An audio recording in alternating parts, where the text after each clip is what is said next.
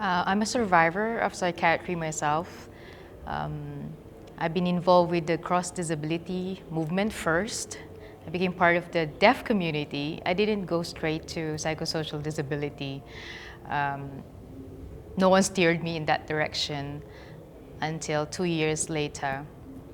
Because in the Philippines, there is no human rights advocacy group that's founded or formed by the psychosocial disability people. Of course, there are peer support groups, but they're mostly online or they are led by psychiatrists and are contextualized in the hospitals or clinic-based. So there was really none that speaks for the sector in government spheres to represent the sector. So that's how I got into it.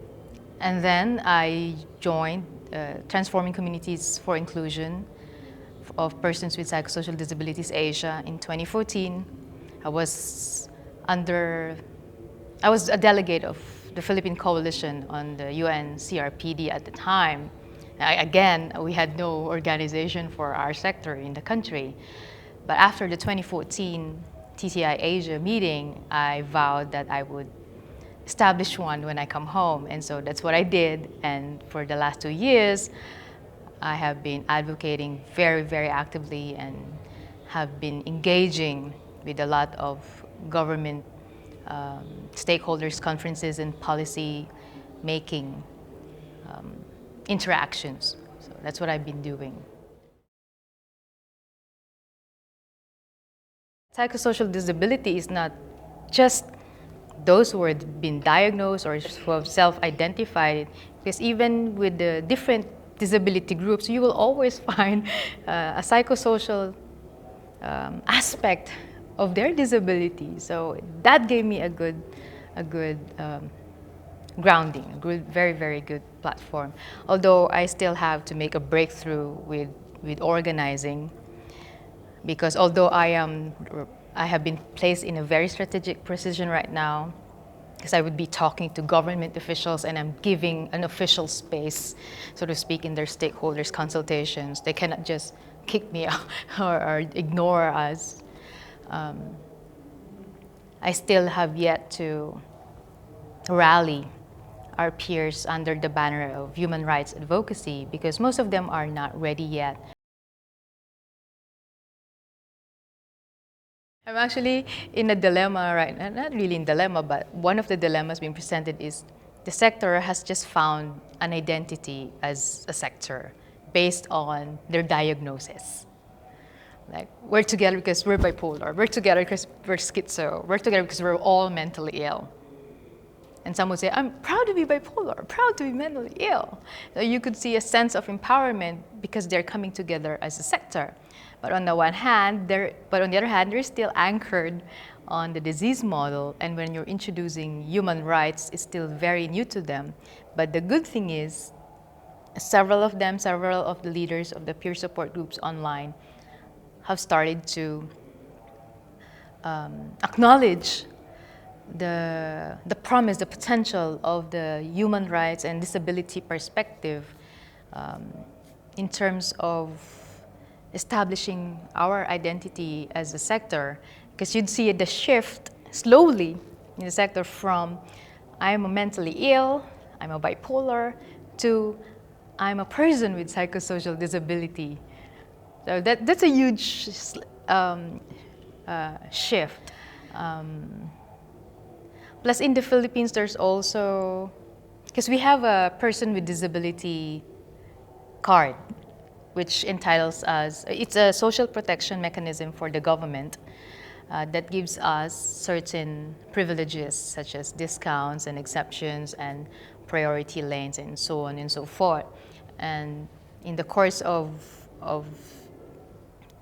this eligibility for the PWD, I came across with other disability groups that are also identifying themselves with the psychosocial disability, even if they have other physical impairments, so to speak, like persons with psoriasis.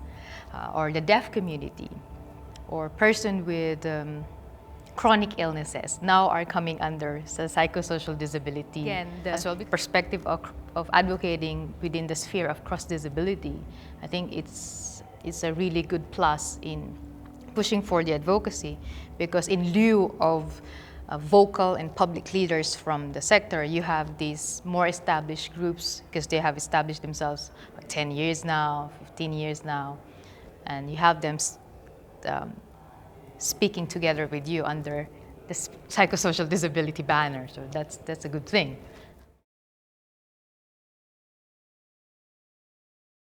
I have been enslaved by psychiatric treatment for 12 years before I started the alternative way. But the catalyst of that was primarily when I was introduced to the CRPD, when Bapu Trust, in collaboration with the International Disability Alliance, came to the Philippines to train our existing veteran leaders from the cross-disability movement to introduce the psychosocial disability, which at the time was a vague concept to them, was unrecognized, though they have been in the disability movement for 20 years and so on. And it was really a mind-blowing aha moment to realize that, because for so long I have been disenfranchised with my rights. So there was a big shift, like a 180-degree shift. And when I realized that I had rights, I started digging into what's the real story behind this biological model. Because if people are saying, disputing the immutability of the disease model, then there is an alternative story to that. And that's what I found out. Painfully, very excruciatingly, because I almost died or killed myself several times because of the side effects of the medicine that I was taking. And I thought it was because of the symptoms of my mental health condition all along. But it wasn't. It was actually the medications doing that. And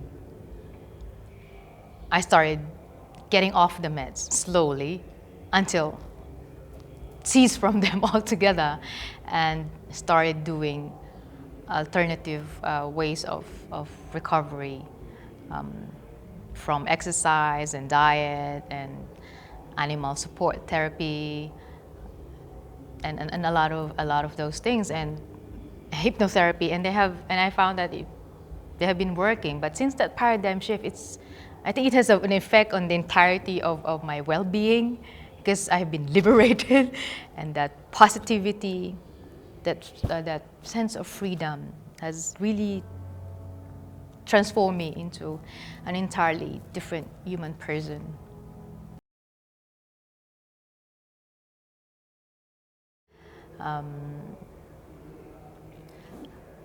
What I hope to gain from INTAR, because so far, for the last 2 years, I have been collaborating and engaging with our peers from the Global South, so it's really just Asian countries.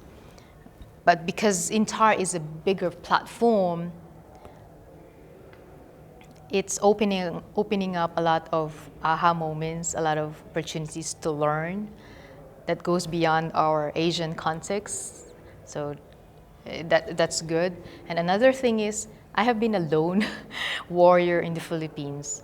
And when I see a lot of comrades, so to speak, fellow mental health activists, it gives me a sense of validation that what I'm doing in the Philippines, even if no matter how excruciating it is, no matter how draining it is for me, personal resources wise, when I see them, that, oh, I'm not alone in the world, it gives that reassurance, the affirmation that indeed the disease model is really faulty, that there are alternatives to recovery that have been working, and these are translating all over the world, which gives our truth validation, which is a big contrast to what have been sold and peddled to us back home.